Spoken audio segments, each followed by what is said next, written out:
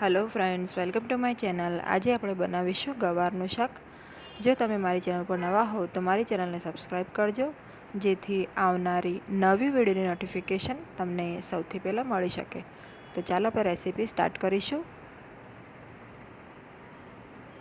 સૌપ્રથમ આપણે 250 ગ્રામ જેટલો ગવાર લેવાનો છે અને આ રીતે નાના નાના ટુકડામાં કટ કરી લેવાનો છે। એને પાણીથી આપણે સારી રીતે ધોઈ લેવાનું છે। એક કુકરમાં આપણે તેલ ગરમ કરીશું। તો અહીંયા મેં 4 ટેબલસ્પૂન જેટલું તેલ લીધું છે। તેલ ગરમ થાય એટલે 5 ચમચી જેટલી હિંગ નાખીશું। 1 ચમચી જેટલો અજમો નાખીશું। 10 થી 20 સેકન્ડ પછી આપણે એમાં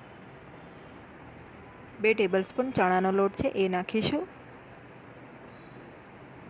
હવે આપણે આ લોટને 2 થી 3 મિનિટ એકદમ લો ફ્લેમ ઉપર શેકી લેવાનું છે। જેમ જેમ લોટ શેકાશે એમ સરસ એમાંથી સુગંધ આવશે અને લોટ આપણો ગોલ્ડન બ્રાઉન રંગનો થઈ જશે। તો આ શાકમાં આપણે ડુંગળી, લસણ કે ટામેટાં નાખવાના નથી, છતાંય આ શાક એકદમ ટેસ્ટી બને છે અને એકદમ ફટાફટ બની જાય છે। તો 2 થી 3 મિનિટ બાદ તમે જોઈ શકો છો જે બેસન છે એનો કલર આ રીતે ગોલ્ડન બ્રાઉન થઈ ગયો છે। હવે આપણે આમાં ગવાર એડ કરીશું।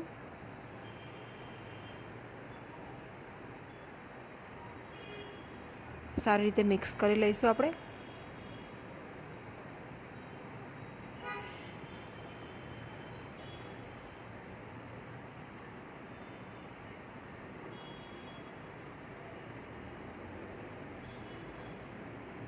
ત્યારબાદ આપણે આમાં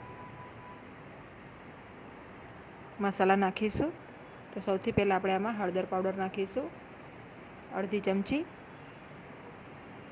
લાલ મરચું પાવડર નાખીશું, 1 ચમચી ધાણા જીરુંનો પાવડર છે, 1 ચમચી સ્વાદ પ્રમાણે મીઠું નાખીશું અને સારી રીતે મિક્સ કરી લઈશું। બેસન નાખવાથી જે આપણા મસાલા છે એનું કોટિંગ ખૂબ જ સરસ થાય છે ગવારની ઉપર અને એની થિકનેસ પણ સરસ આવે છે।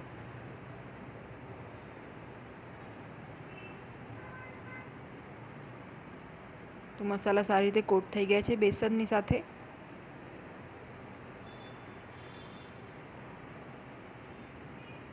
હવે અહીંયા મેં કિચન કિંગ મસાલા લીધો છે 1 ચમચી, એ નાખીશું। જો તમારી જોડે આ મસાલો ના હોય તો તમે ગરમ મસાલાનો ઉપયોગ કરી શકો છો। સારી રીતે મિક્સ કરી લઈશું।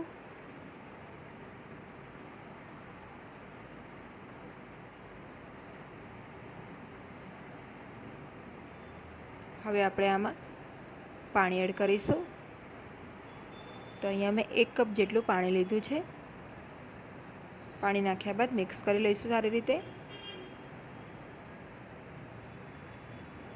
તમે જોઈ શકો છો પાણી બહુ વધારે નથી નાખવાનું, આ રીતે પાણી હોવું જોઈએ।